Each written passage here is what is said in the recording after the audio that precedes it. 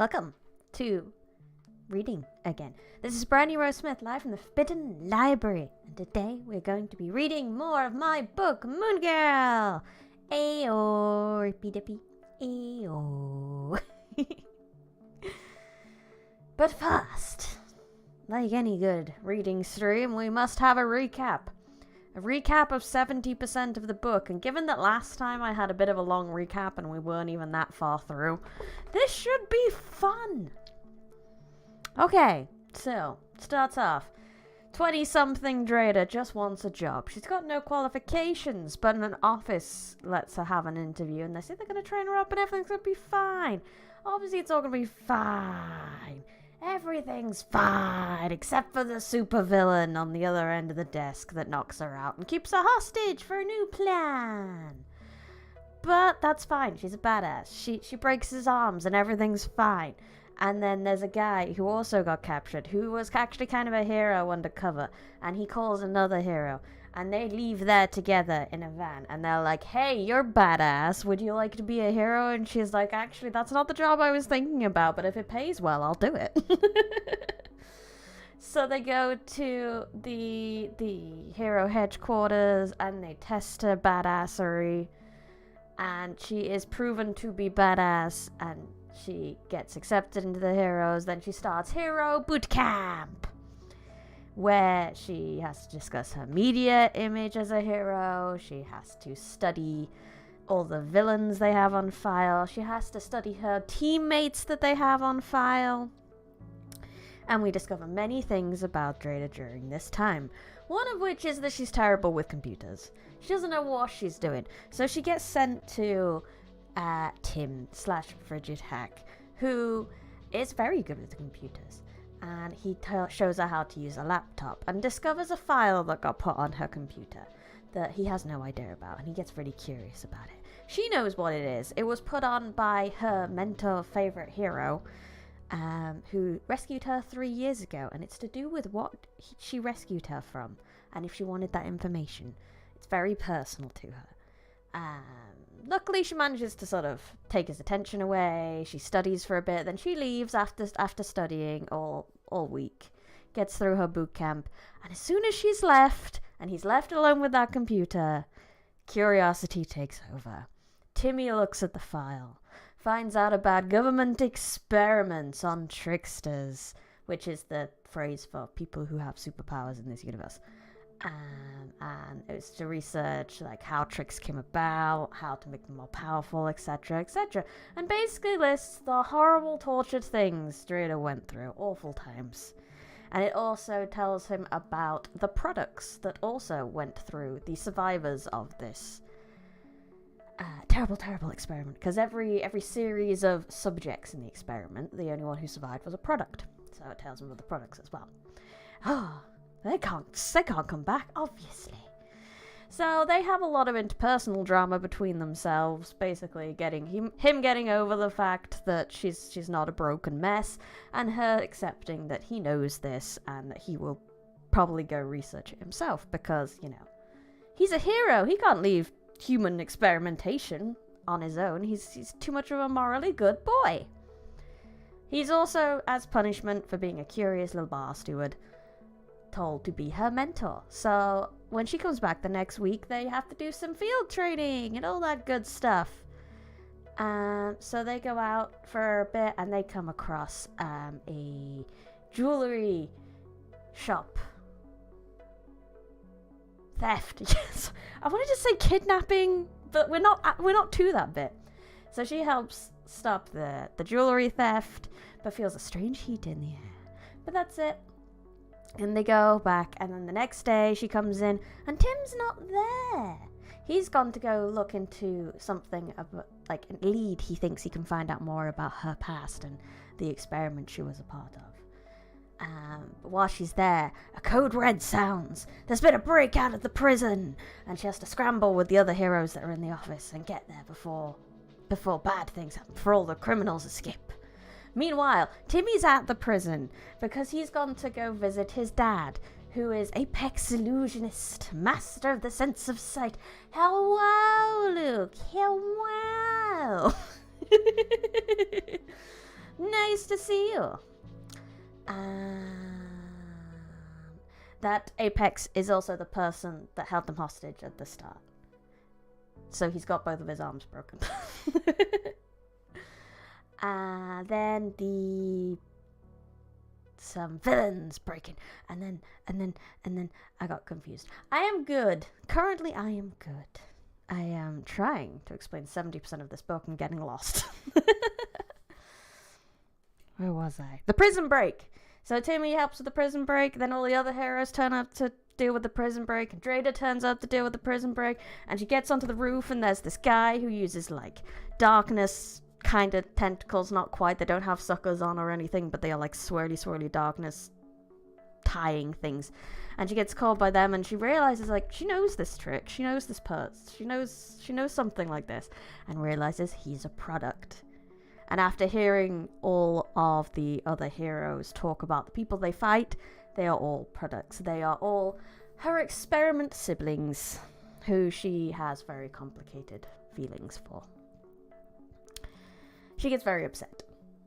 They go back to HQ and realize that the products kidnapped Apex Illusionist, Timmy's dad, from the prison. And that's about where we're up to. I think Timmy and Drada did have another talk, another little heart-to-heart of Drada plucking up the courage to go against her family. And Tim going like, I understand if you didn't want to. You can sit out if you want. She said, no, I can do this. They are really tough and you'll need my help. And that's about where we're up to. I'm about to do a little interlude bit here from the villain's point of view.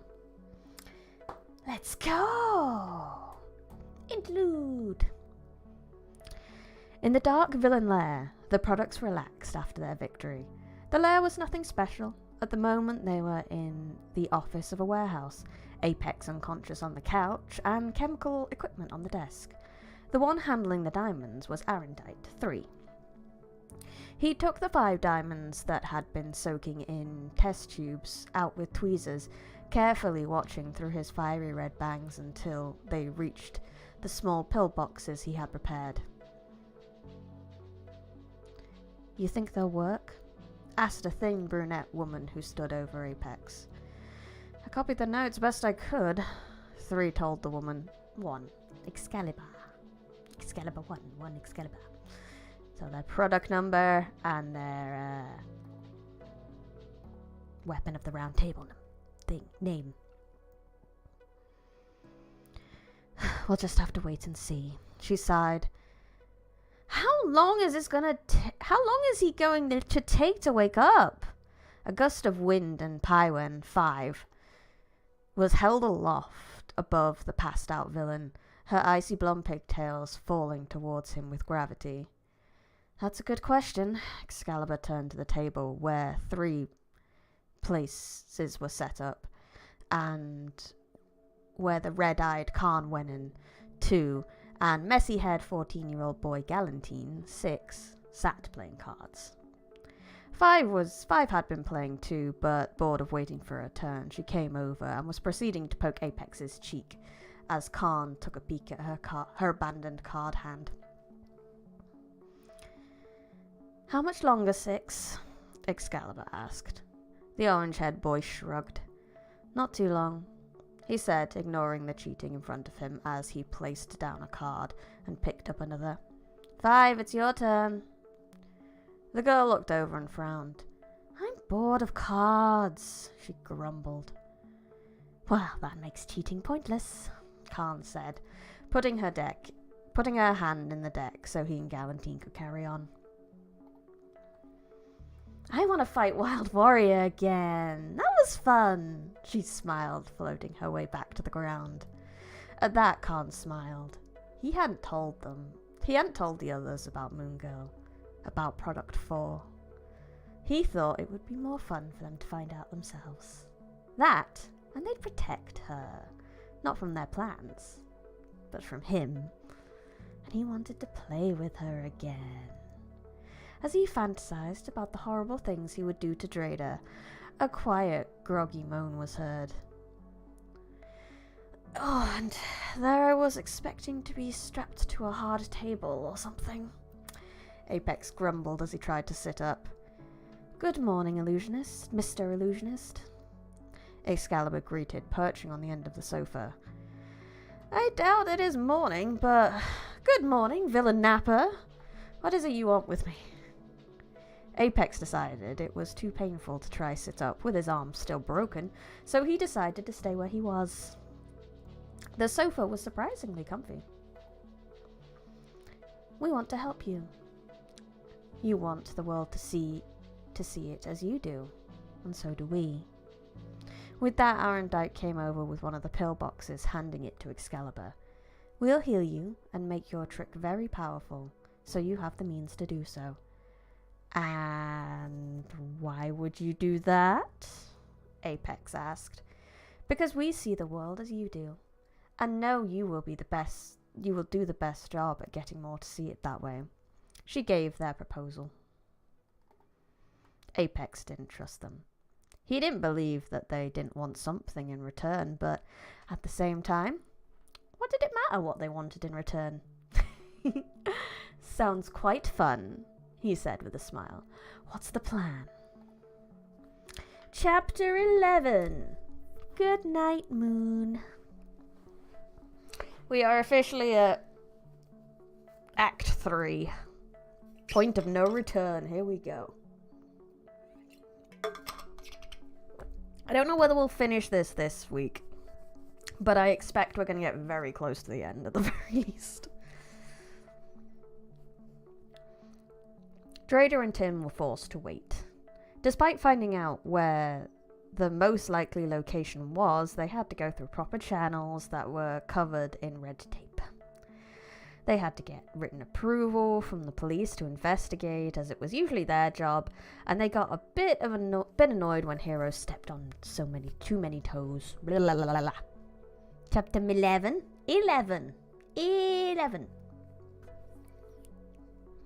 But 11 makes me think of like 11 polka.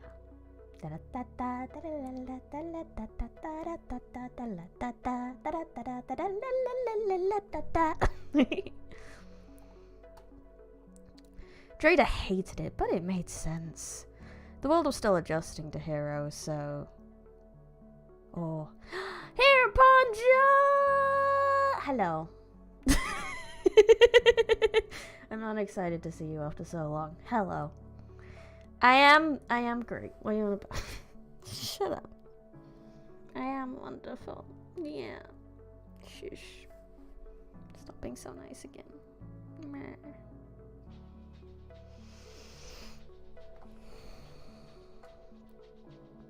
Where was I? You distracted me. Yeah. Oi. Yes, you did. You did. I appreciate you turning up. I do. It's exciting.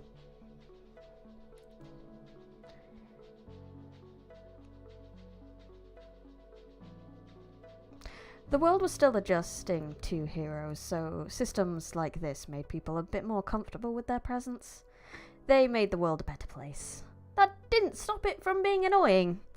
She knew that the products wouldn't make a move right away, but knowing where they were, knowing what they wanted, made Drader restless. Knowing that they were around in the first place made her twitchy, but it was worse knowing what they were planning. She wanted to stop them. Then she wanted to help them. She had no idea how. It had taken her long enough to get used to a normal life, and she ended up jumping at a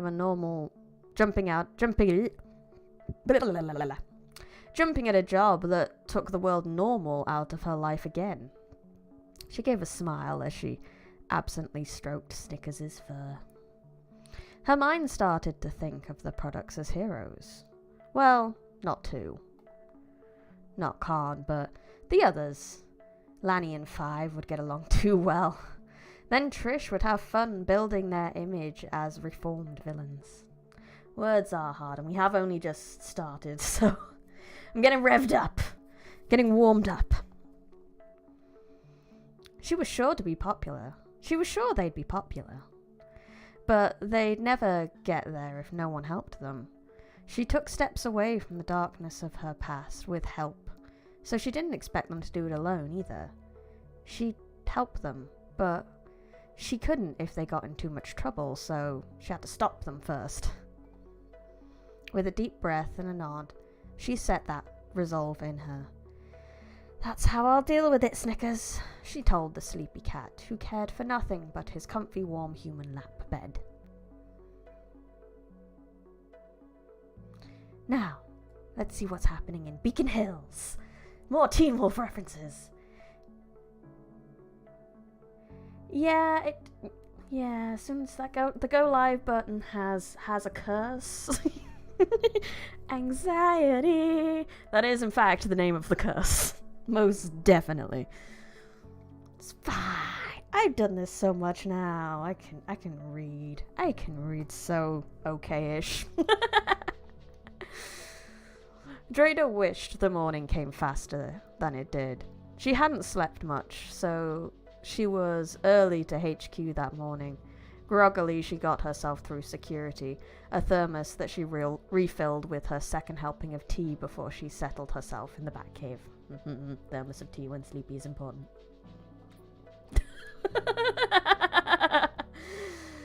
Oh lordy, that is the worst curse. That and may you live in interesting times are probably the both worst curses you could ever give someone.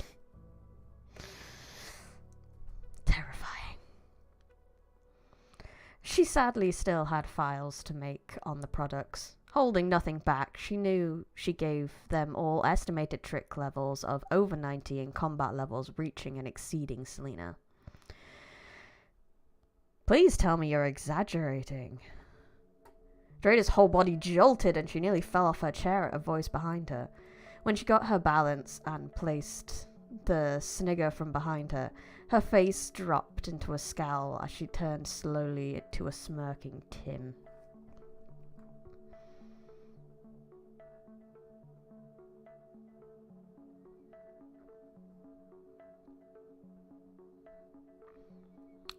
You yell at me when I don't knock, so why don't you try it? She snapped. Right, sorry. He put his hands up and slid himself in his seat. But those files... His face dropped from amusement to a look of worry. I'm not exaggerating, she told him. We did have to kill to survive, you know. She said it like it was nothing. In the same way you'd say, I did go to a prep school, you know. Tim just shook his head. He wasn't going to bring it up. Right. He watched her type very slowly and read over her shoulder. I got confirmation from Trish when I got in. We had permission to go after them. At that, she stopped. Drada's hands slipped from the keyboard and onto her lap, curling into fists. We can wait if you... No, she snapped as he jumped back.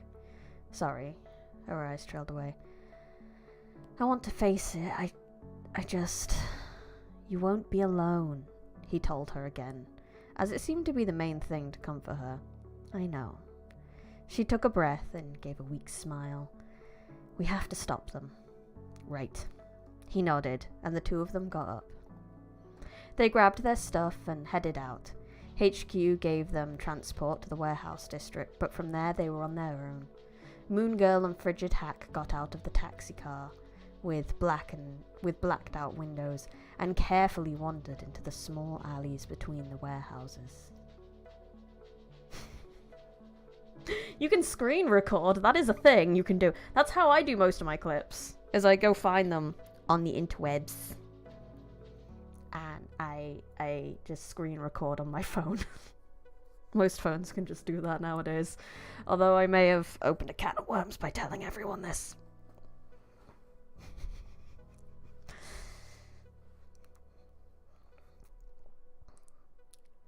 How careful should we be? Came Hack's distorted voice. How careful would you be if it was me? She asked.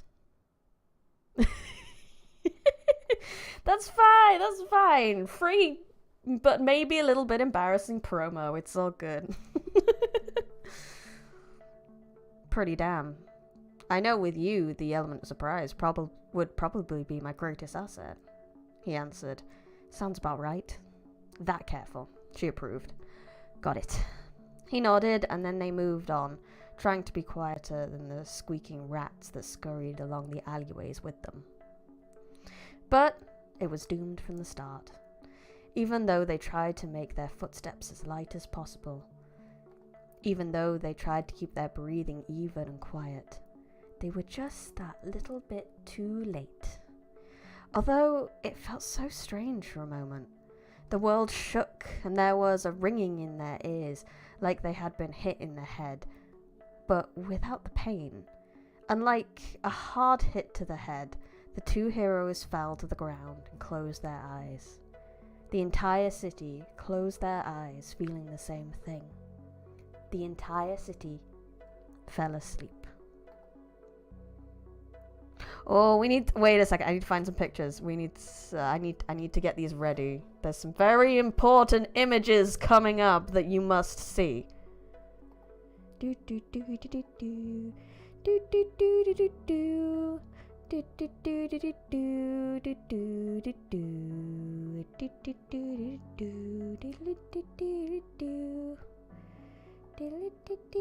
do do do. There is a character called Luke.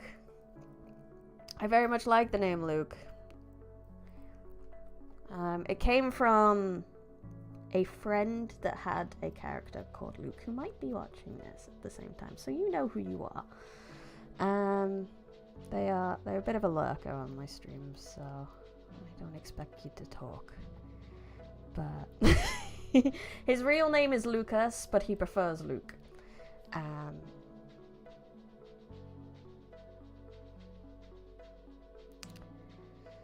But yeah, my friend had a character called Luke, and I absolutely fell in love with them. And I was like, this is my child now. Where are these pictures? I'm getting so confused. In here.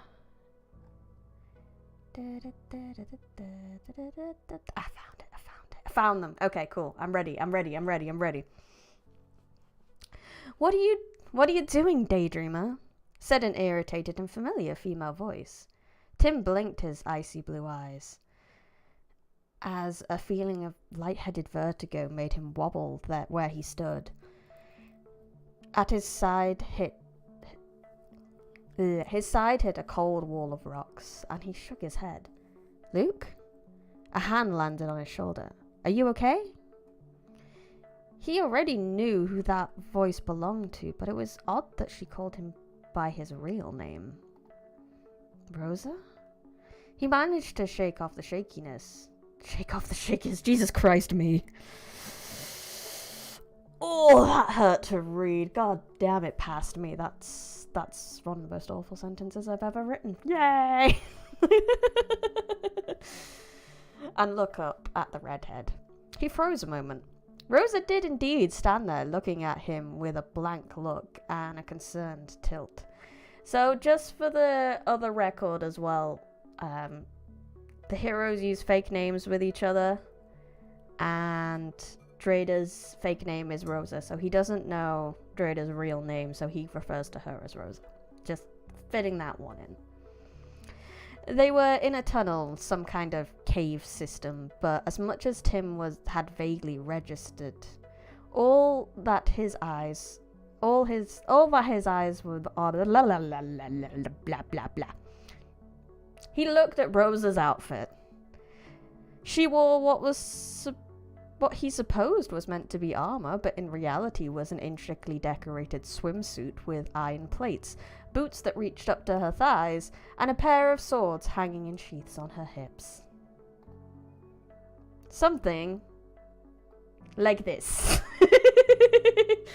Please forgive that I am not the sexiest artist, but something like this. Something very little bit lewd.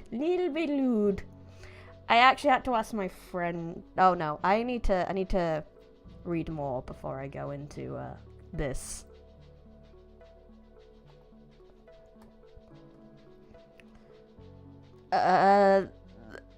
He suddenly found himself at a loss for words as he tried very, very hard to stop his eyes wandering over her very revealed body. Fuck's sake, she sighed and whacked him over the head. Ow! He reeled, shaking his head. Would you focus already?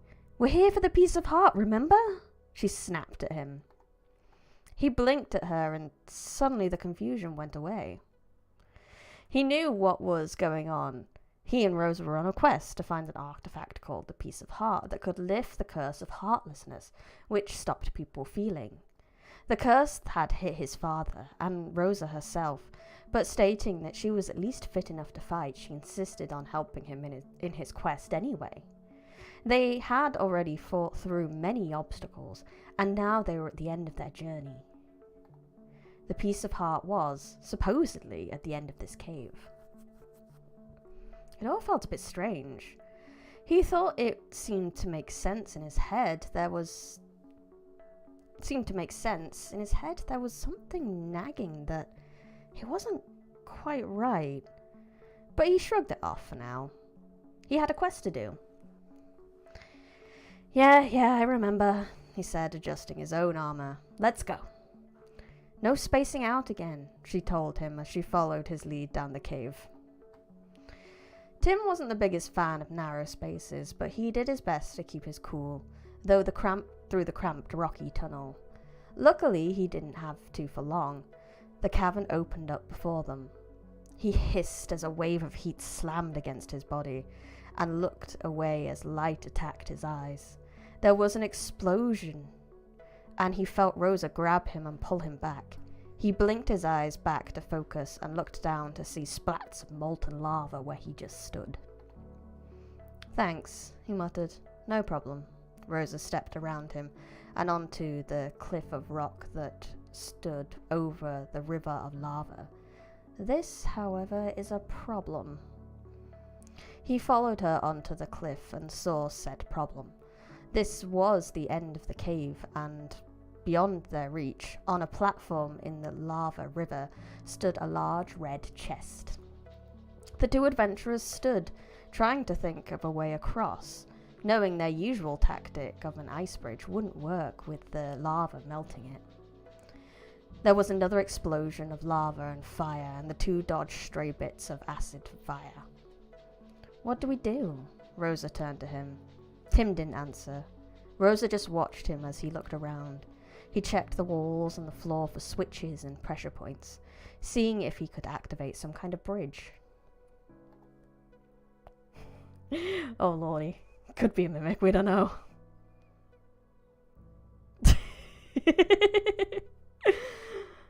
What are you... Rosa was about to ask when he felt his foot sink a bit more than it should, and a click. The two heard a rush of lava, and Rosa ran to the edge to see a bridge of rock start to rise up from the lava. When the bridge clicked into place, and there was a lava-free path between them and the chest, Tim smiled. Bingo! Rosa smiled a small smile as he stepped off the plate to go to the bridge. But as soon as his foot left the pressure plate, there was a click. Suddenly the bridge slammed back down into the lava, spitting the burning liquid up. Rosa stumbled back, landing on her butt, trying to get out of the way. They shared a moment. Then Rosa said, "You go." She got up and walked over, dusting herself off. "I'll stay on the pressure plate." "You sure?" he asked. She slid her foot across the ground until she found the plate and put her weight on it. I don't really fancy going over the lava, so I'll leave that to you. He shook his head as the click echoed and the bridge slowly started to rise again. He didn't want to either, but needs must. He waited until the bridge clicked into place before even approaching the edge, and with a last look back at Rosa, he took some careful steps. About halfway, the cave shook a moment. He crouched to keep his balance and gritted his teeth. Of course, it wouldn't be as easy as walking over a bridge. He looked back to Rosa, who gave him a reassuring nod, but as she did that, the cave shook again, then again. The shaking got worse and worse, and behind Rosa, Tim could do nothing but watch as the cave wall blasted open behind her. She ducked at the sound of the blast, managing, luckily, to be out of debris' way and stay on the pressure plate. A roar filled the room as she pivoted on the plate to face a giant minotaur-like creature with claws it dragged behind it. "Luke, run!" Rosa barked, knowing she'd have to move soon. Which way? Was the question he asked himself. Should he get what they came for or help Rosa? He smiled to himself. Stupid question. Rosa was forced to move, and he felt the bridge begin to collapse again. He darted to get off it before it hit the lava, and jumped, grabbing the edge of the platform. Tim pulled himself up, hearing crashes of the large creature's disproportionate arms as they smashed down in an attempt to crush his companion. He looked in front of him, to the chest they came for. Tim walked towards it, but stopped when a man appeared sitting on it. A tall man with black hair gelled to his skull, and the same icy blue eyes as his own. It was in the moment his eyes rested on the man it all clicked.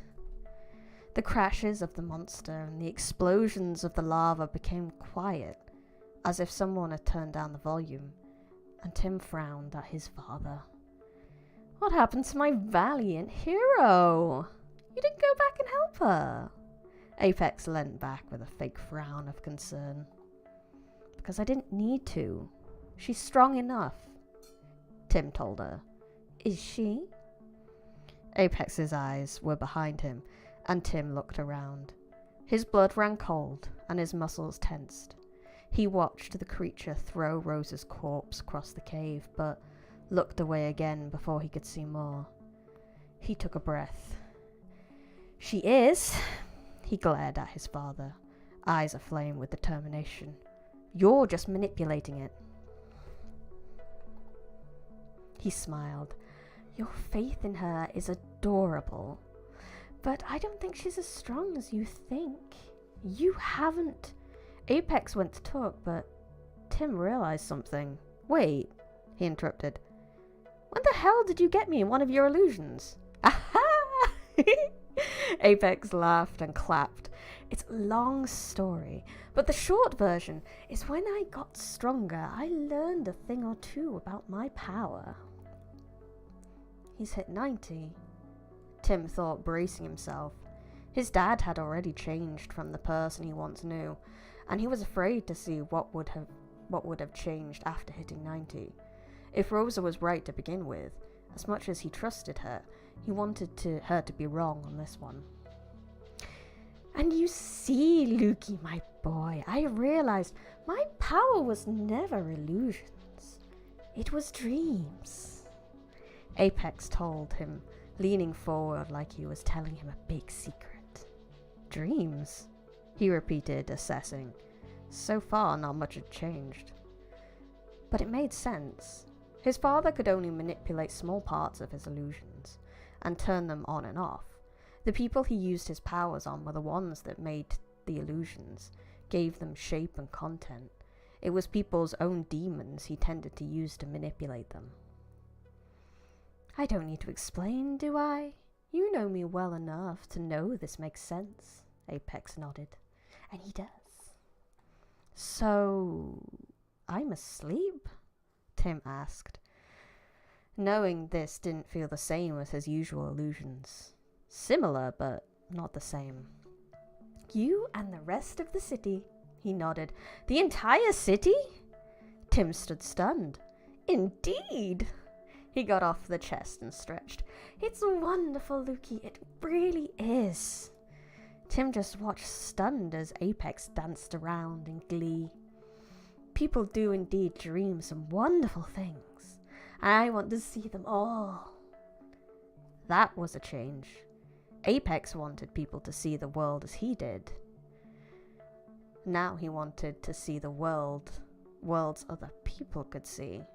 Something in the pit of his stomach turned at the idea of a change in his father. Even if it was small, he didn't want to see a transition. Maybe it was because he didn't want his father any more insane than he already was, but more likely because he didn't want the level 90 change to be real. He had listened to Rosa when she told him, but it was suddenly a reality as he watched his father smile happily at something he would have turned his nose up at just yesterday. I'll stop you, he declared, trying to focus himself, doing his best to throw away his doubts. Will you, frigid hack? Apex stopped and zeroed in on him. How will you do that? You'd have to wake up and beat me up for that. I'm sure it's not as hard as it sounds. He took a few steps back to the edge of the river of lava. A good shock will do it. And then what? Apex said, not fazed. You fight your way through the weapons of the Round Table to get to me all by your lonesome. Weapons of the Round Table? Tim questioned. The nice people who got me out of prison and made me stronger, Apex told him. They named themselves after the Knights of the Round Table's weapons. Did you not get that? I did, he snapped. He just thought of them as the products at this point after talking to Rosa about them too much. He almost forgot that they had taken villain names as well. But you left them awake? Well, 4 of them. One I had to knock out because he was being naughty. The rest are awake to defend me, he answered with a very unamused frown. Tim had to reconsider his options, because if the weapons were really awake to defend him, then there was no way he was getting to him alone.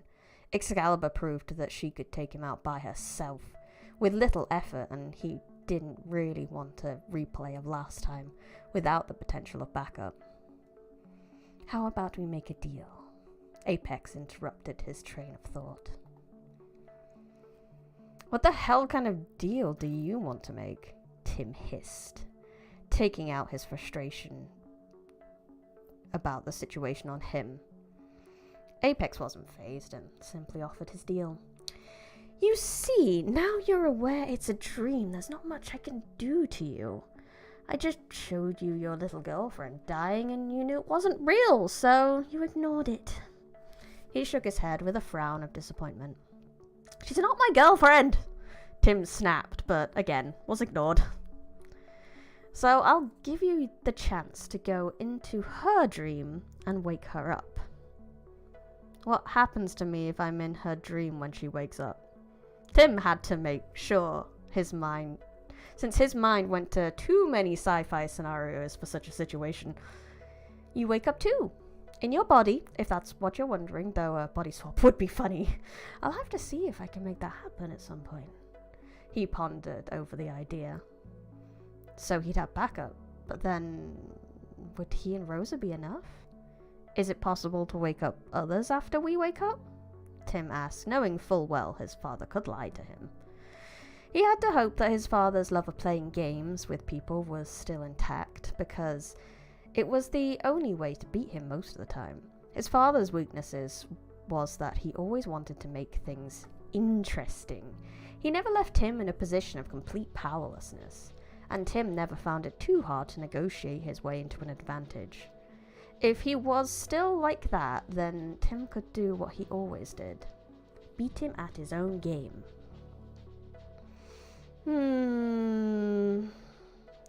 Apex thought. No, but to keep things interesting, if you wake your girlfriend up, I'll let you wake up a grand total of 3 other people. That should at least make the final battle interesting.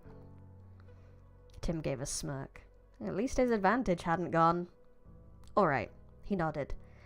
Apex gave a small smile. Good luck! With that, Tim was hit with that feeling of vertigo again, and now he was aware of what was happening. It wasn't the same as falling asleep like last time. He watched the world melt away, watched an entire reality disappear to be replaced by another. He even felt his clothes change. Weight lifted from his shoulder as his armor was replaced by white fabric. His chin and wrists were tickled by furred edges. He couldn't help but wonder what he was getting into when the world started to form into a forest.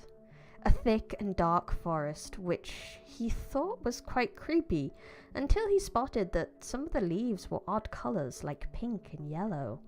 He blinked a moment and adjusted his glasses, hoping it was just a weird reflection, but then he looked down. The grass was weird too. It was like walking on multicolored plastic tassels. It made him think of the floor of a child's playground. He looked up, hoping at least the sky was normal, but there was no such luck. At least it was black, but the stars flashed on and off in different colors like lights on a Christmas tree. "What the hell?" he muttered. With everything he knew about Rosa, this was the very last thing he expected. He had expected to be dumped into terrible nightmares of Project Trickster. He'd expected to have to fight his way to her, kill if he had to, but this was just plain weird. "There you are, Mr. Rabbit!" Tim spun to face an unfamiliar but soft female voice. The person who stood at the edge of the clearing was unfamiliar too. She was a tall, thin brunette in an old-fashioned red maid dress. Her small smile faded away when he didn't answer her, as he just stared into what he could only describe as almost lizard-like eyes. He didn't like her. Something on principle told him he didn't like her. "What's wrong, Mr. Rabbit?" she asked as she started towards him. "Who are you and why are you calling me Mr. Rabbit?" he snapped, cold eyes stopping her in her tracks. "It's me, Mr. Rabbit. One." He was taken aback a moment at that. One? As in one of the other products? As in the fire trickster he faced in the prison? No wonder he didn't like her. "And I call you Mr. Rabbit, because you're a rabbit, of course." She said the word rabbit far too many times and looked at him like he was the idiot. God, he hoped she wasn't like this in real life. "I'm not a rabbit," he glared. "Do you see any ears or—" He stopped. Okay, maybe in this outfit, the fur around the waist clumped together behind him and almost looked like a fluffy tail, but he still had no ears. "Yes, you do, Mr. Rabbit." One moved closer and reached into her pocket. "See?" She held up a hand mirror so he could see himself, and lo and behold, sprouting from the top of his head was a pair of tall, white, fluffy bunny ears. Like this. "Mr. Rabbit, Timmy!" I love this so much. Look at him, he's so cute. He's the cutest. His whole body froze at the sight. Thank God no one here was real other than Rosa, because if anyone else saw him like this, he would never live it down. But then his stomach turned when he realized there was at least one other person who could see him right now, and his dad was never going to let him live this down. Every time they met now, he was going to try slip the word rabbit or bunny into a sentence.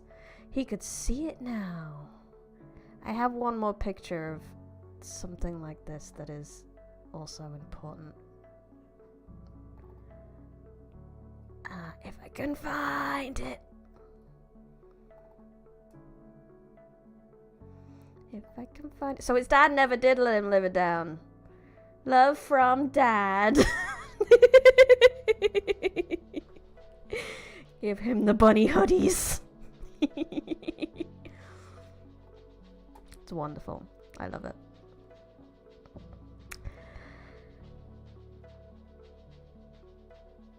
Damn it, he growled. But I finally caught up to you, Mr. Rabbit. One gave a small smile as she put her mirror away. So, where are you going? He was the White Rabbit, and a girl in a maid-like dress had been following him. He is angry. He does not like being a rabbit. Although he's cute as heck, and he really should accept this. This was beginning to sound familiar. Where's Rosa? He asked bluntly. Despite the weirdness of all of this, she was his top priority. Who's Rosa, Mr. Rabbit? One looked confused. He paused a moment as it sank in. Of course.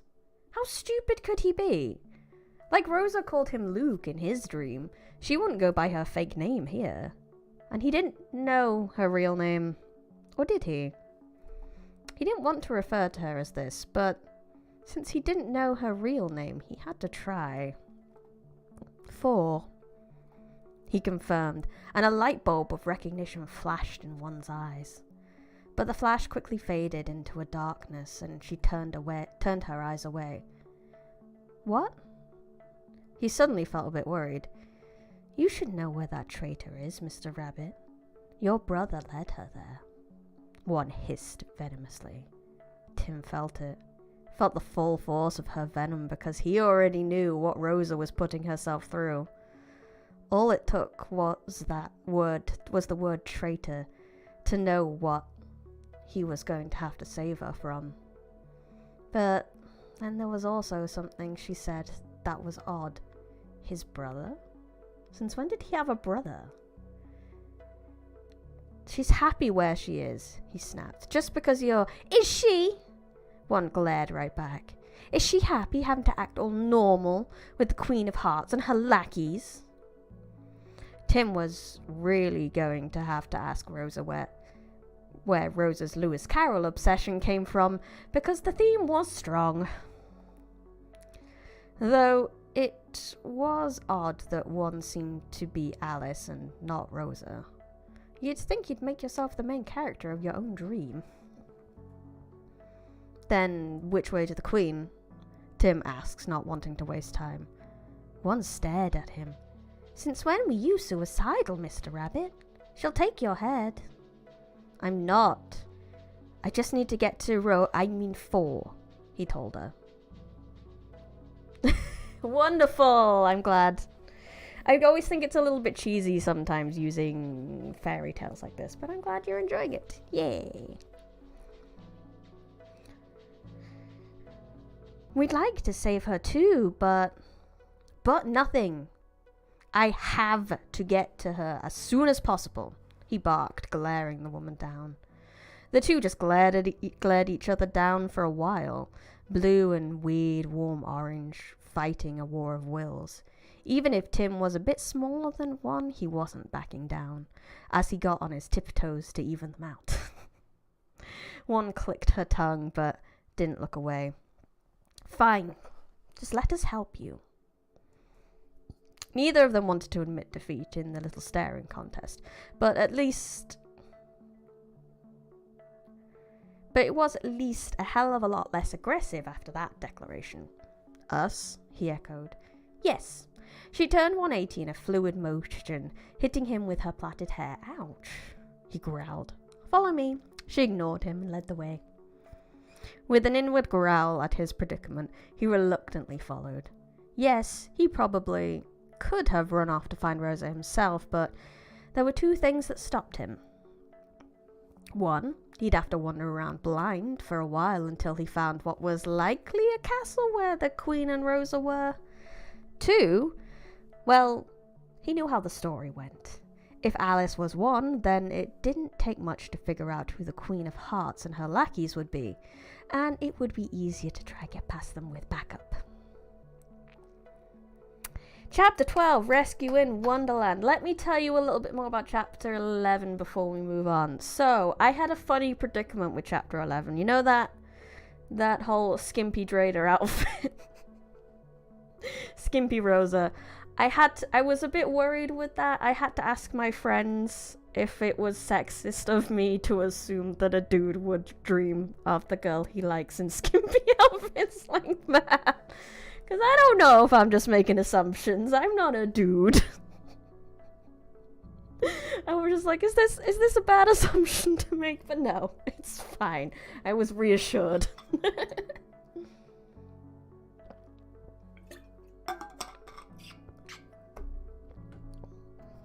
Yeah, it's very clear that he definitely does like her, as much as he's like, I totally don't like her, meh. As much as he's a big sunset. He very clearly likes her. So, in the skimpy outfit, I think it was fine. Yay! I haven't made horrible assumptions about the men.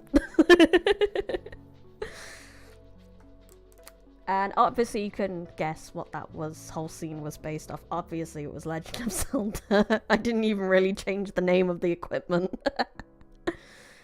And then obviously this one is based off Alice in Wonderland. So let's go rescue in Wonderland. One led him through the rainbow forest into exactly what he expected, but what he had hoped he was wrong about. Mainly because he wasn't a fan of the theme Rosa had going. Alice in Wonderland was just plain odd to him. Not his cup of tea. Pun intended! It was obviously Rosa's, though, as he came out into another clearing where the signature tea party of the story was taking place. He tried to place the products as he looked over the four that gathered around the messy table of cups, sugar, milk, cake, and biscuits. No, we can at least read this one. I reckon we'll probably get to about 90% in this stream. We haven't even hit an hour yet. We're good. I might have to at some point in this stream, but we'll see. We'll see. All sorts of tea party items were sprinkled on the stained red and white checked tablecloth that lay unevenly spread. The one playing the part of the Mad Hatter was definitely two. He could tell that by the glint in his eyes. Rosa had said he was the one who really enjoyed hurting her, and he could see the sadism written all over his toothy grin. Mr. Rabbit! Those weird crimson eyes turned to him in greeting. It was followed by an echo of the two younger products. Well, he assumed to be younger. A happy-looking girl playing the part of the marsh hare, her tall, fluffy brown ears poking in front of her twin pigtails, and a small orange-haired boy whose stone face didn't match his cheerful voice, playing the part of the dormouse, if the ears and tail and t-shirt patterned with tea were anything to go by. The last was a kind-looking man. He could place as 3 since Rosa described him as the nicest. The redhead looked over and gave him a smile. Tim had to say he wasn't sure on what part he was playing, but if he had to guess, it would have to be the caterpillar. But he could only judge that by the monocle and pipe he was fiddling with. He wants to go after 4. One just dropped the atomic bomb of news. All of them froze and 3 nearly fell off his seat. You've gotten more insane, Mr. Rabbit. In a very Lanny-like fashion, the girl moved towards him in one wind-assisted stride, and Tim remembered the files. Caterpillar bee-based. 420 Caterpillar. She was 5, which meant the boy who was now cracking a small smile was 6. Yeah, you guys gonna help or not? Tim asked coldly, feeling on edge with them. He didn't know what to think of these people. Their relationship with Rosa confused him. He didn't know whether they were friends or enemies. In this dream they were allies, but that didn't help considering the general surrealness of being stuck in a dream. He sighed. All in all, it left him with a sour taste in his mouth. Do we have a plan?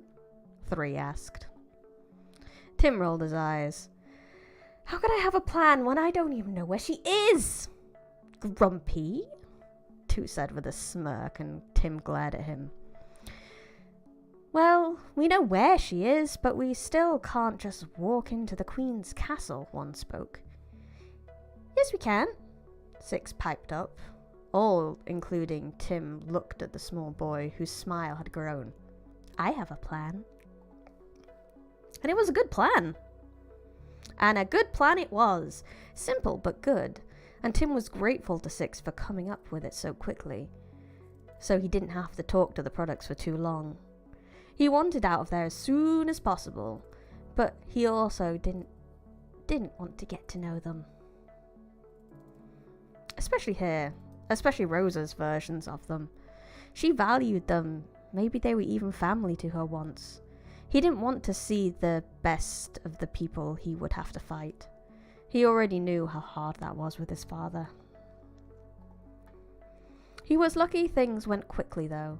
Phase 1 of Six's plan was to sneak into the Queen's garden and start burning things. He originally suggested painting the roses blue, but one insisted on burning them instead. Pretty soon the Queen's Guard came out to get them, and Tim had his suspicions confirmed. Tiger and Midnight, along with some faceless soldiers, were the ones to arrest them. As Six predicted, walked them into the castle, sadly with trick nullifying handcuffs. The products had told them that they had an ally on the inside that could help them out with the cuffs. Then, after that, they'd do what they could to hold off the big players and leave the way to the throne room as clear as possible. And in the throne room, the Queen, Rosa, and his apparent brother would be waiting. Why in the world did Rosa give him a brother? He mulled the question over as they were led down the halls. They waited for whoever was to come get them out of the annoying handcuffs that he had been trying to freeze. It was frustrating to suddenly be powerless. Along the way, he accounted for Lanny, a heart-themed jester, and Pandora, who seemed to be a heart-themed guitarist. The only big players unaccounted for were Selena and Claire. In fact, oh no, I'm gonna have to do the American accent again soon. Anyway, in fact, now he thought of the theme, he forgot about a particularly famous character from Alice in Wonderland he had yet to see. And it was as he thought this, he heard a few thumps behind him. He and the products looked back, and there was a grin on her face. Midnight and the faceless guards at her feet was Selena. Well, Selena plus 2 blue cat ears and a tail and an outfit that made Tim question Rosa's sexuality and turn his cheeks a little red. Selena? He said, confused, as she got to work getting the cuffs off them. He couldn't help but be confused. Why the hell would Selena be helping the products in this scenario? Why had Rosa's mind put her on their side? Not that he wasn't grateful. He didn't look forward to the idea of fighting her. That's me name. No, that's not. What? That was Australian I just went for, not American. American in the road. We're going southern because that's the only accent I can do. American in the rodeo. That's my name. Nope. Fuck. Whatever. Throne room's that way. She answered, throwing his cuffs over her shoulder in one hand as the other pointed down the hallway, unfazed by Tim's stare. Why are you on our side? He asked, baffled. American! Yeah. She shrugged. Dunno. Maybe because I just want Four to be happy, or maybe because I just want her out from the Queen so I can fight her again. She said with a battle-crazy smile. With that it clicked in Tim's head. Selena and Rosa had an understanding that only battle-hardened maniacs like them could have. Rosa had told him about her fight with Selena, how glad she was that even though Rosa, out of instinct, went for fatal or injuring shots, that she wasn't afraid. Selena could understand the part of Rosa that she was trying to hide from everyone else. The parts the products could probably understand too. We don't have time for this. We need to move, one snapped. Hey, 3. Selena looked to the tall redhead. Want to help me keep my little sis busy? Sure. He nodded and they ran off to where they had passed Pandora on the way in. I want to fight Lanny! 5 declared and flew off without giving anyone a chance to say otherwise. Oh no! That's okay. Thank you for coming by. I appreciate it. Have a nice day and whatever else you need to do. Bye-bye. Go with her too. One gave the order. But seeing 4 is what I... Go! The fiery glare one gave of one made the man sigh, and he went after 5. 6! She went to give an order, but the boy was already on his knees, prodding the unconscious bodies of Midnight and Tiger. Make sure they don't wake up too soon. He finished her sentence. Right. One nodded. Which leaves us to find 4. Tim nodded, unable to fault the organization. Come on. She started to lead the way, and as much as it irked him to take orders from someone he thought of as an enemy, he fell in line behind her. There was a time and a place to be stubborn, and this was not it. Fire and ice bolted down the halls, ignoring the explosions from fights behind them. Lanny and Pandora were not the subtlest of fighters, though this was good. It meant they were away from them. The two skidded to a halt at the end of the hall and took one of the large doors each. One opened with a blast of fire, the other opened with a blast of ice. Ahead of them sprawled a lavish throne room, a red carpet up to a golden throne, columns lined with heart-decorated walls. You could have just knocked, said a familiar voice that Tim ignored. There were 3 in the room, but Tim only registered 1. The girl who sat by the Queen's throne, despite a very different appearance. One with a spiked lizard's tail and bat wings.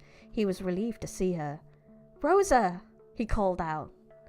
There was confusion from the other 2 in the room, but her eyes shot to him wide in shock. No one called her that here.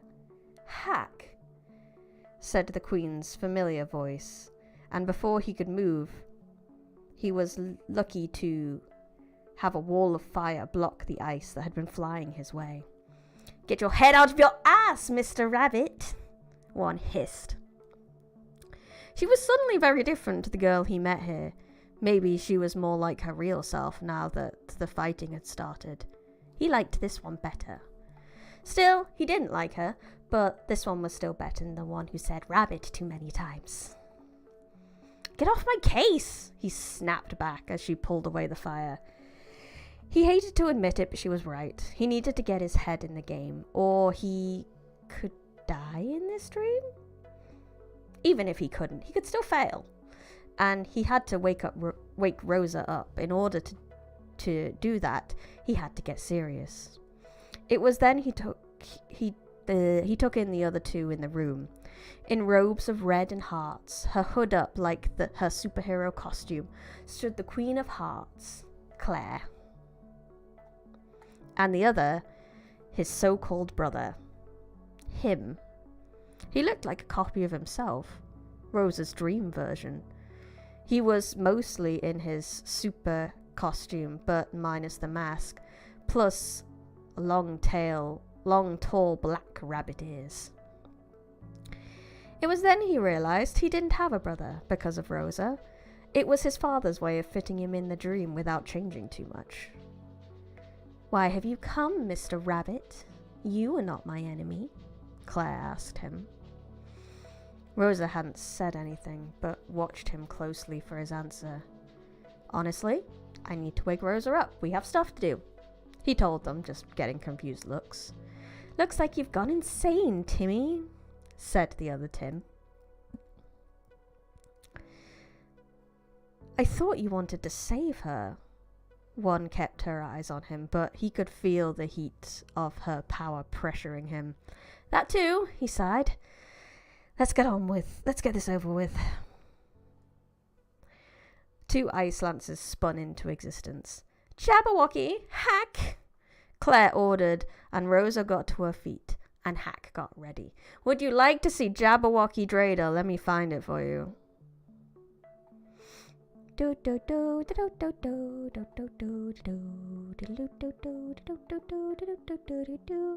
Jabberwocky Drader, Jabberwocky Drader, Jabberwocky, Jabberwocky, Jabberwocky Drader.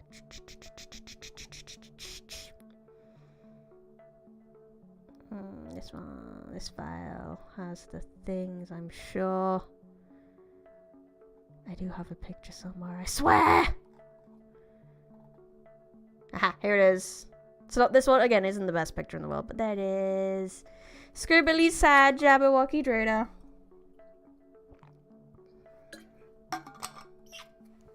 This poor baby feels like a twader. But it's okay, baby, we're gonna wake you up now. Princess Sleeping Beauty. Sorry about this, Rosa, Tim said and threw the ice lances her way. She dodged both, graceful even with the sizable wings and tail. The two darted across the room and clashed when Tim caught her first punch. If you want to save me, why are you attacking me? She barked at him as he held her fist. Sadly, I think the only a good shock will wake you up. Yeah. He told her honestly, only to get a foot in the stomach, his wrists grabbed and thrown across the room.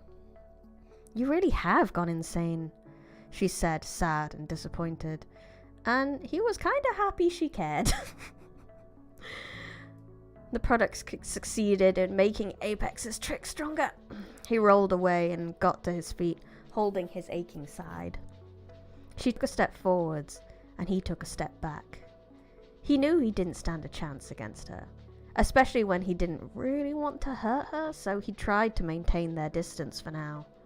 Behind her, the other him was getting thoroughly beaten by one, and Claire was just watching. He made the whole city, including us, fall asleep, and now we're trapped in dreams. He tried to explain quickly, knowing eventually his back would hit the wall of the large, grand room. I figured it out, and we made a deal, so he could play his game. If I can wake you up, we can wake up 3 others and go stop him. She had stopped to listen, but all she did was look at him confused. Honestly, he didn't plan on trying to convince her. It's not easy to break out, and Tim only could because he'd been under Apex's illusions more times than he could count. He'd been able to sense that there was something not right from the start. Rosa didn't have that luxury, so it was likely he couldn't talk her out of it. But he had forgotten to factor in her own skill when it came to the idea of giving her a shock. He forgot to factor in that a sudden attack might not even work due to her past. She might be too used to combat. His little speech may not have worked to wake her up, but at least it bought him time to think. Crap. He struggled to find another plan. He threw himself to the side, making another lance and swinging for her feet. She jumped, landed, then kicked him in the side. Before he knew it, he was off balance, and less than a second later he was looking up at the ceiling, ice lance rolling out of reach. He blinked a moment, realizing where the next attack was going to come from, and rolled, spinning as he got up and took out Rosa's feet. She fell as he tried to pin her down. There was one thing he had thought of to shock her out of it. He wasn't sure it would work, but since combat wasn't doing it, he had to try. He went to try, but in hesitation, he gave her too much time. She shoved him off and got to her feet and got some distance as he climbed back to his feet. Damn it! He growled to himself more than her. The two stared for a moment, which, considering what he'd seen from Rosa's fighting style, was odd. Probably meant she was thinking through how not to hurt him, as her eyes hadn't melted away like he'd seen them do before. That would make things easier. When he darted forward, she followed suit. Less than a few seconds and they were in striking distance. And in those few seconds, Tim's foot hit the ground and ice spread, bringing his only combat advantage, an icy floor. She slipped, not expecting it, and almost as if in slow motion, he caught her, and this time, without hesitation, did what he thought would wake her up. Though his cheeks burned with the idea, he leaned his face down and pressed his lips to hers. Her whole body stopped moving for a few moments, and he was worried he'd gone through all the through the embarrassment, all for nothing. Then Drada's brain caught up, and suddenly, with a leap from her heart, she was out of his arms and bolting upright from the cold, hard ground of reality. Kisses are the answer! Her chest rose and fell with her pants as she blinked her mind back. That was so strange. It felt so real. More real than any other dream, and the memories were clearer than any dream before. If this was Apex's new skill, then he was a lot scarier than before. She slowed her breathing and touched her lips. Did you just do what I think you did? She asked slowly, lowering her hand and looking at Tim, who, by the looks of it, was about to ask if she was okay, but at that question he looked away, cheeks flushed. I had to shock you out of the dream, and attacking you wasn't working, he stated, not able to meet her eyes, and she just smirked. She wondered if he enjoyed it. She imagined how flustered he'd get if she asked. She wondered if it was only to get her out of the dream. She wondered if he'd want to do it again. She wanted him to. And that was the last thought. That was her there. And that was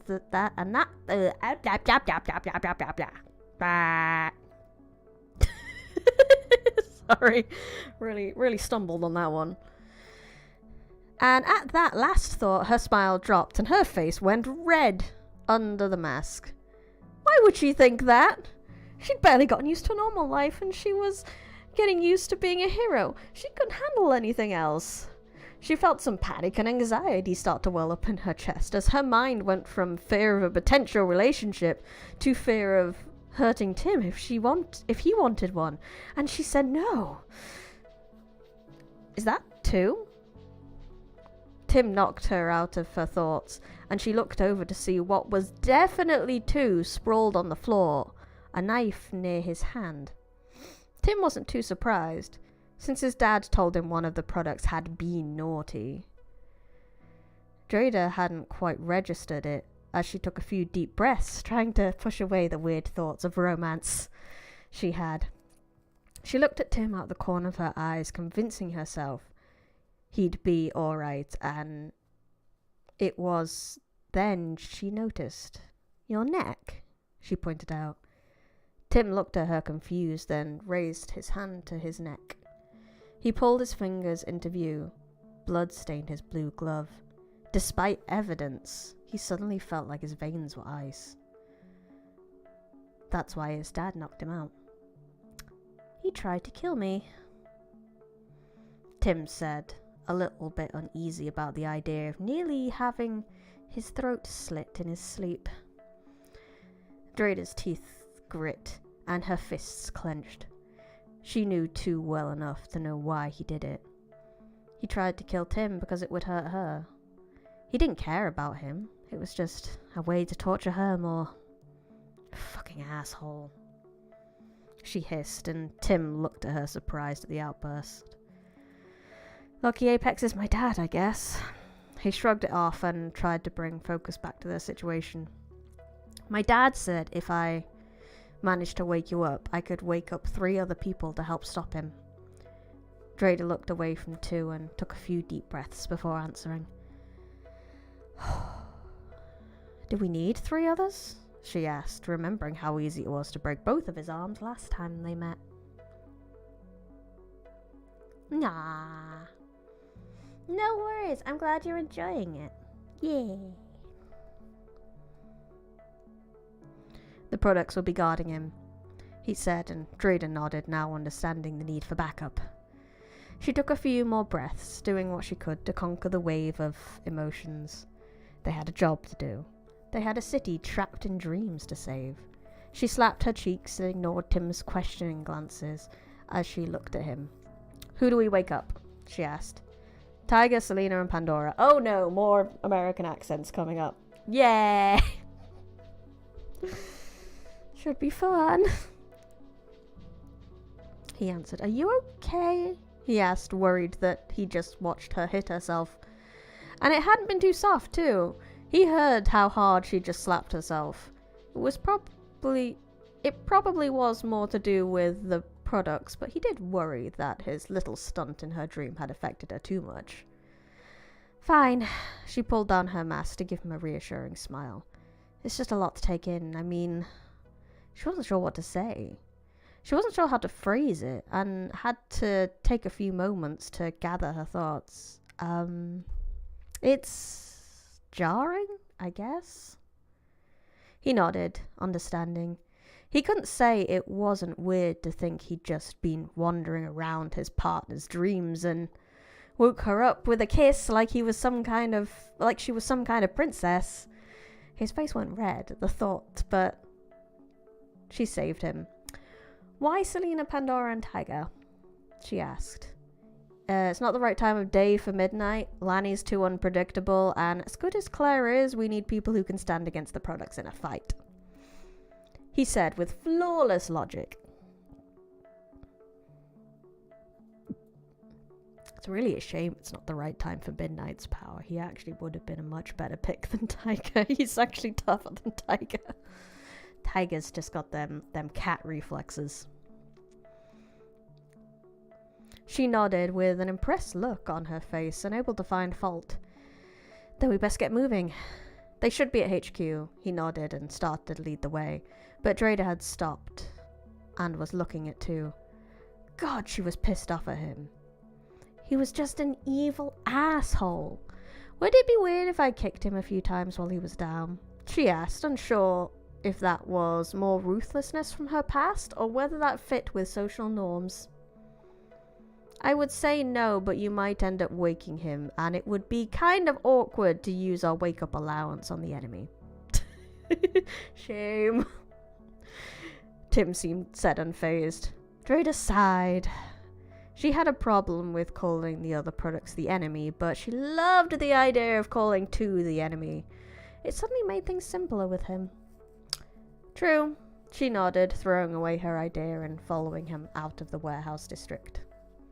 Da-da-da! That's another chapter, and I'm gonna take a drink.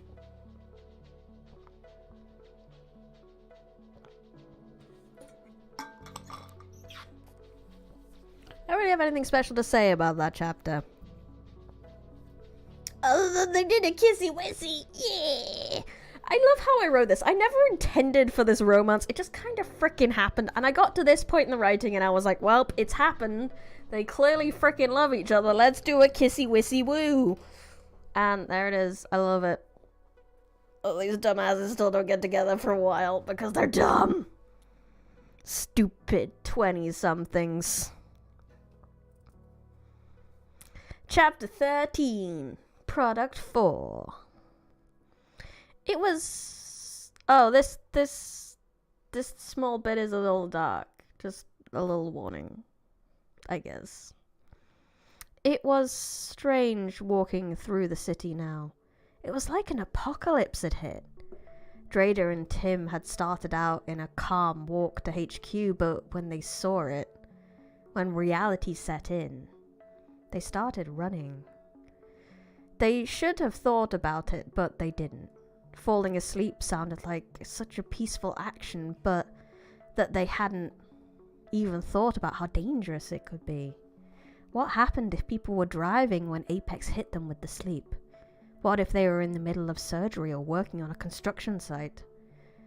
Urgency suddenly cleared. The two had to climb over car crashes and dodged around unconscious bodies before finally getting to the lobby of HQ, where there were only really a few security guards and the receptionist lay passed out. Yeah. Oh, thank you. Yeah, I wrote this book. I promised I would read it when I hit 200 subs, and here we are. Already at 251, even though it's only been a month since 200. It's crazy. Anyway.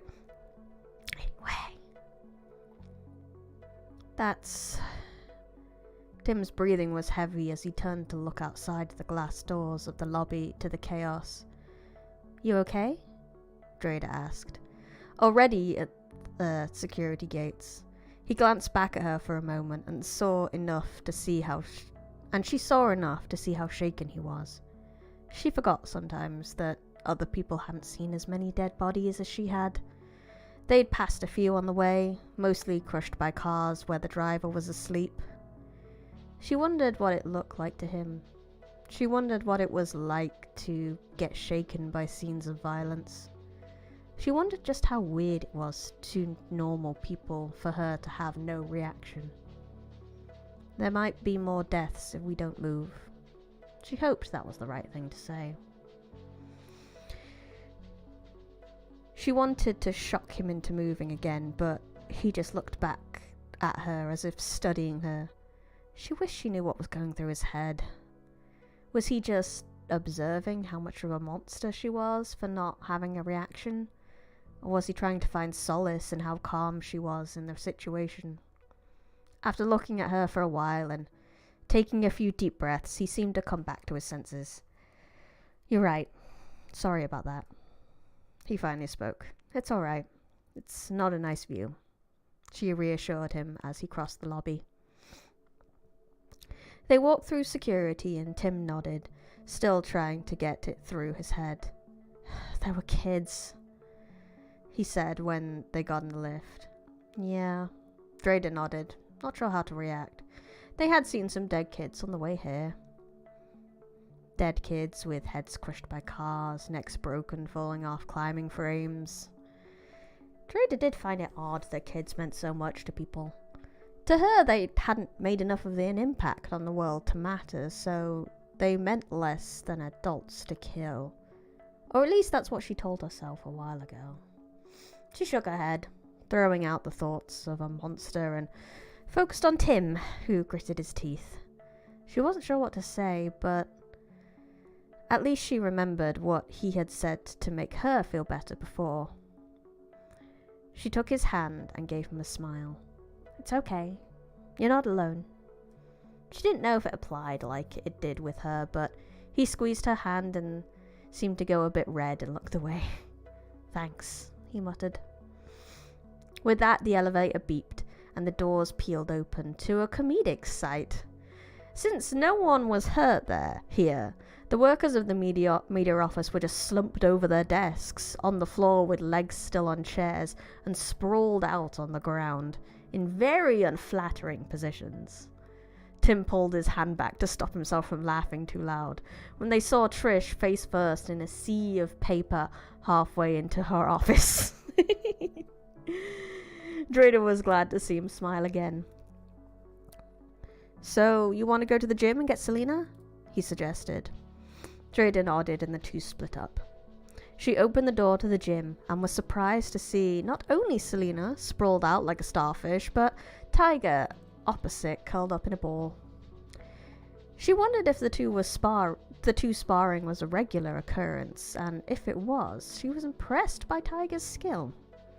She shook her head and went up to the blue-haired woman. She pulled her goggles up and face mask down so her face was clear before shaking her. "Selena!" Drader called her, and slowly she started to wake. The bright green eyes of the wilder opened, and after a few moments she had... Come on, mouse. There we go. To dart back, as Selena suddenly sat bolt upright and started panting. "Shit!" She breathed heavily. "You okay?" Drader asked. Selena darted to her feet at the sound, turning to face Drader in a defensive position. She calmed down when she realized it was Drader. "Sorry. Not American. Not a nice dream there." She apologized, trying to slow her breathing and calm down. Drader left her to calm down and went to Tiger to start shaking him awake. He was obviously a heavy sleeper because he didn't so much as twitch. "Tiger, come on!" She started to get frustrated. Selena reckoned the mystery of why she was asleep in the middle of a fight, why Rosa was suited up, and why her opponent was asleep could wait now as she went over to the frustrated Mungo. "Let me try," she called, and Drader obliged, moving out of the way. Drada watched curiously as Selena uncurled him slightly, then stood up straight again. "Wakey, wakey, Leo!" she shouted as she pulled her foot back and kicked the sleeping tiger in the stomach.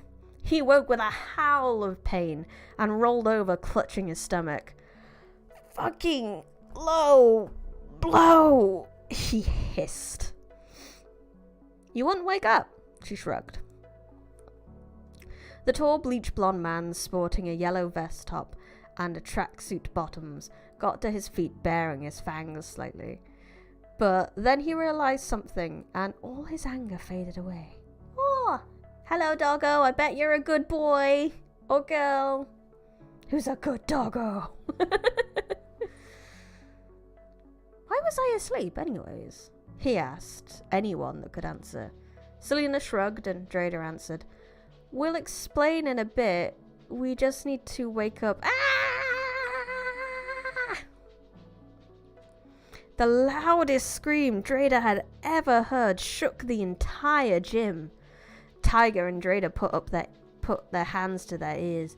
The scream like having your ears next to the speaker on full blast. Selena, though, seemed unaffected, and before it faded away, she bolted. "Selena!" Drada yelled, though it was quiet in comparison.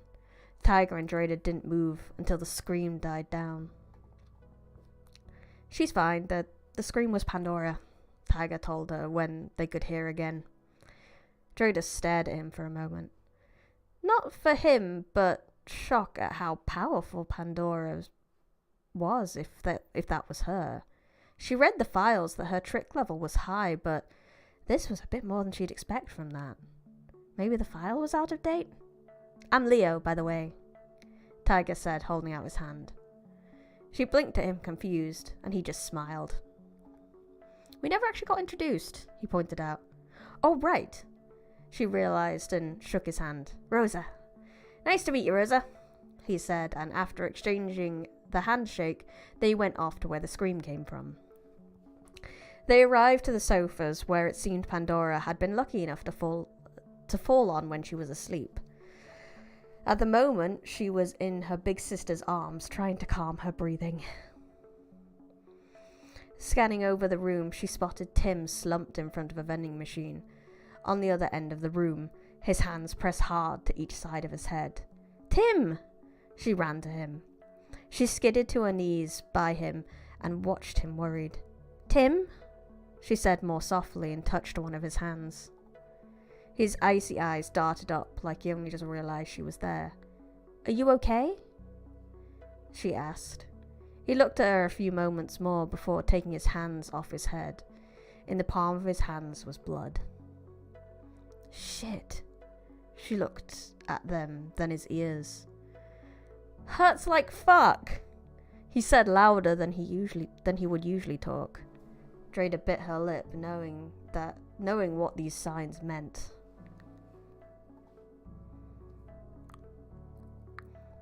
"Pan?" she heard Selena say, and after she heard footsteps. Drada looked around as Pandora bent by him too. "Sorry," she said. Tim straightened himself. "I can't hear you, but I'm guessing that was an apology." Pandora nodded. He shrugged. "You didn't mean to." This was a common thing with tricksters, especially young ones, so he wasn't mad at Pandora for it. He was mad at the pain and the timing, mad at how much this would affect his fighting, and already trying to think of any way he could get his hearing back without having to wait for his ears to heal. "Wait, Tim can't hear?" Leo asked, wandering over with Selena, who put her hand on a very apologetic Pandora's head. "This stuff happens with tricksters, kiddo," Selena told her sister. "So it seems," Drada frowned, answering Leo. Pandora pulled out her phone and started typing. "So, can we know what's going on now?" Selena asked as Pandora held the phone for Tim to see. "I'm really sorry," it said. "We should go to the infirmary, then you can at least have some painkillers and I can clean it up for you if you want." Smiley face. Sure, he said. Not a fan of being fussed over, but he knew it would make Pandora feel better about the situation. Rosa can explain what's going on here, he added, just as Dreda opened her mouth to start explaining. Where? She asked him, even though he couldn't hear, as he started to get to his feet. I said we should go to the infirmary, Pandora told her, getting up. Then we can at least give him some painkillers and clean up the wounds. Dreda darted to help him when Tim wobbled on his feet, his balance now shot. This is plain weird, he complained as they made their way to the infirmary. I forgot to do the American accent again for Pandora. Oopsie doopsie. Oh well, it's fine. Tim asked for his laptop and clicked away at its keyboard as he sat on the bed and let Pandora clean him up. Meanwhile, Dreda explained. Let me check who's talking. It's Leo, it's fine. I don't need to do the American accent. So we have to go 4 out of 5. So we have to go against 4 out of 5 of those from the prison break and Apex in order to save the city, Leo asked, hands on his hips. Can't say it doesn't sound fun, but it's not going to be easy. Especially if Tim can't hear. Pandora said glumly. Dreda had to agree, honestly. It couldn't be any worse timing for this. Without his hearing, Tim wouldn't be able to hear attacks coming. Not to mention his balance would be completely off. Selena pointed out that Pandora had done this to people in the past, and normally they will be able to hear perfectly fine in a few weeks, but they didn't have the luxury of waiting that long. Who knows how many lives will be lost if they waited that long? Patients not being seen to, medications not being taken, people sleeping rather than eating or drinking water for a whole week. So what's the plan? Selena asked, very serious for once. The room went quiet except for the tapping of a keyboard. No one knew how to answer that question. Selena, Pandora, Dreda, and Leo could try take on the products themselves, but they would lose, and they knew it. If they could get back Tim's hearing, then they at least stood a chance. Shit, Dreda hugged herself. If we don't mind a bit of desperate stealing, we can get my hearing back, if only a little bit. Tim spoke in the silence. Still a bit louder than normal, so Dreda completely jumped out of her skin. Leo giggled at her and she glared at him. Tim looked around to see if he had attention, and then when he was sure people were listening, he explained. Hearing aids, he said. That's risky. Pandora went to talk, but since Tim couldn't hear her, he spoke over her. If we wait long enough for the bleeding to slow down, we can get some with enough ventilation to hopefully stop any kind of blood block-up or infection, he told them, turning the computer around. I found somewhere in the city we can get some. Still risky, Pandora went to say what she did before. Risk of infection would be super high, and infections could cause more permanent damage. She typed as she said it and showed Tim. But we can't wait, and you guys need my help, he snapped as she flinched, since it meant he was shouting in her face. But, Pandora frowned. It's his choice. Selena got up from where she was leaning. He knows the risks. And he's right, Leo agreed. We really don't have a choice. We can't wake anyone else up, and no one here has any magical healing trick. Unless anyone has any better alternatives, this is the best plan we have. I'm so sorry, Tim, Pandora said, burying her head in her hands. What do you think, Rosa?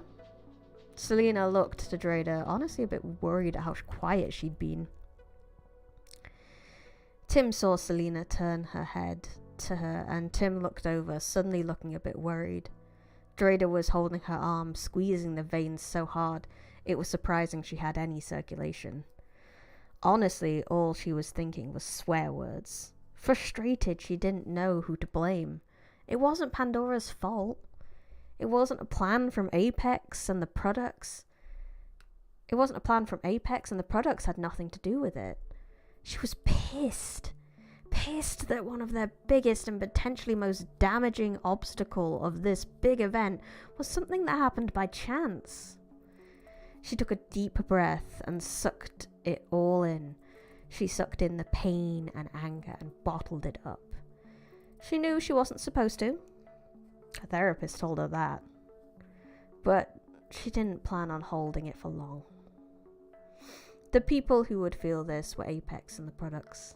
They would see the results of the red-hot rage she was storing, and she wouldn't be surprised if at least one of her enemies wasn't going to get back up. If it's the only thing we can do, it's the only thing we can do. Dreda looked up, her eyes hard. Selena looked satisfied, but Tim could see something was up. He frowned at her, but didn't ask. There was no point. He wouldn't be able to hear if she did tell him. Though that pissed him off that he had to leave it. And I need a drink again.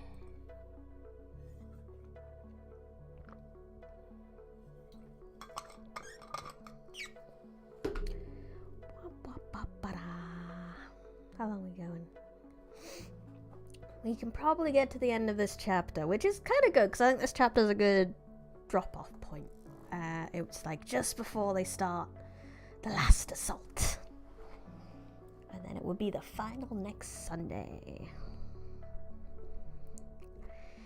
They gave Tim's ears half an hour for the bleeding to go down before they set off for a bit of thievery.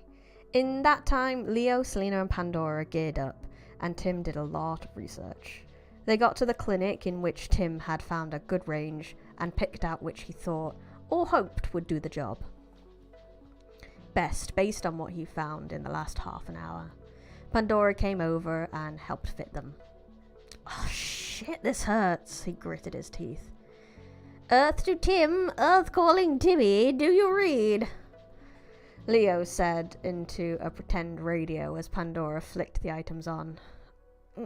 Just about, Tim answered in a normal volume voice. Tim's an idiot, Selena said out of nowhere. Fuck off, he snapped at her. Yep, he can hear. Tim Timiny, Tim Timiny, Tim Tim Tim Tim Timmy, Tim Timmy, Tim Tim Timmy, Tim.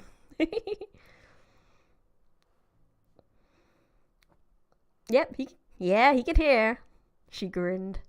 How are they? Dreda asked. They'll do.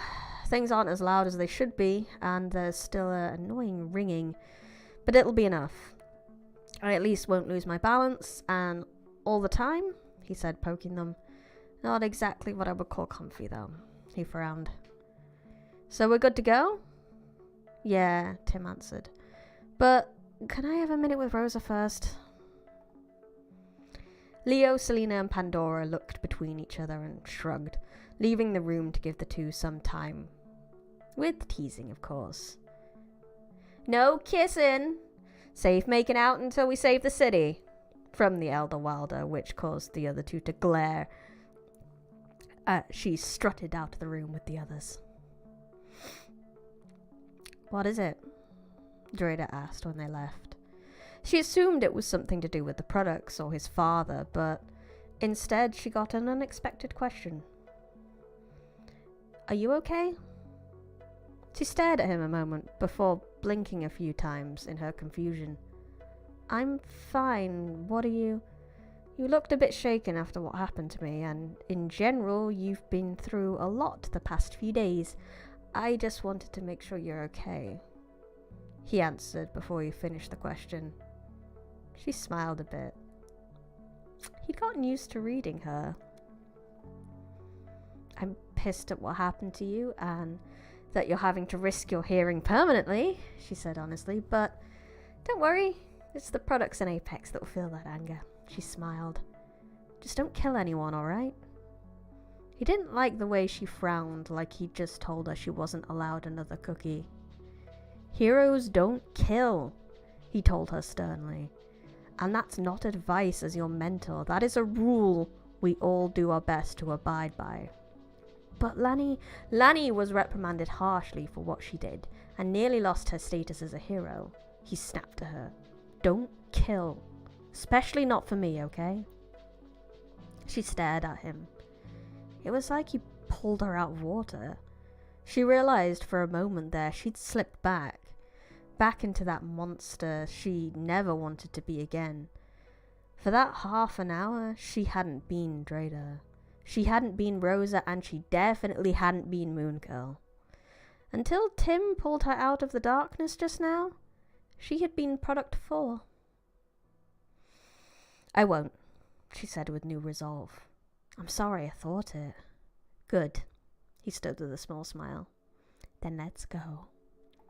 Then let's go next Sunday. I'm sorry, I'm making you wait a week for the last section of this book. It will be the final part of Moon Girl, and I need to get the next book for Sunday Storytime sorted.